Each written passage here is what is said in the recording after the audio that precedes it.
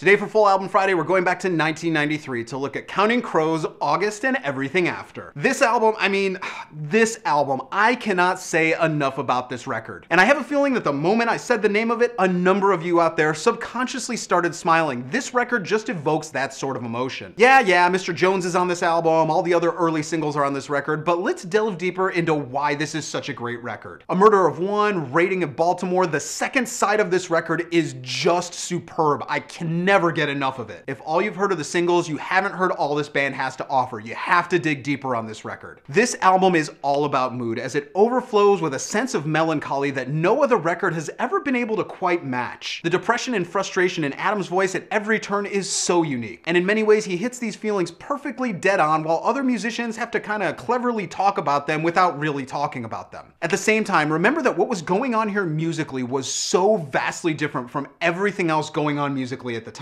The sadness and the overall sense of depression was shared, but the music itself, totally different. And this allowed a whole new group of fans to latch onto something and call their own, and it really started a whole other musical movement at the time. It's really the way that these songs kind of meander around in their own special way that makes me love them so much. Even when they go full out, like on Rain King, it fits perfectly into the flow of this album, and this is one that just flows perfectly from beginning to end. It's also the fact that in this album, the instruments are perfectly balanced in every sense of the word, epitomizing the idea of being a band. No one sound dominates for a long period of time, and you can really move around the sonic space. Along with that, Adam Duritz certainly has a way with words, and he gave a new generation an entire book of things that they had to decipher, and new phrases to play with and try and make their own. Oh yeah, and if you have some time, track down the live version of the title track. It's not on the album, but it's one of the greatest things they ever wrote. And part of me is still holding out hope that there's a studio version of this somewhere. I can honestly say I love every single song on this album, and every one of them for a completely different reason. And it's really one of the few records that I can put on anytime, anywhere, in any situation and enjoy every second of it. There's just no other way of saying it. August and Everything After is a life-changing record for a lot of people with very good reason. It's extraordinary, and as much as the band and many other people tried, it's never been matched since. And if somehow this record still isn't in your collection, there's really no excuse for that, and you need to change that right now. Thank me later.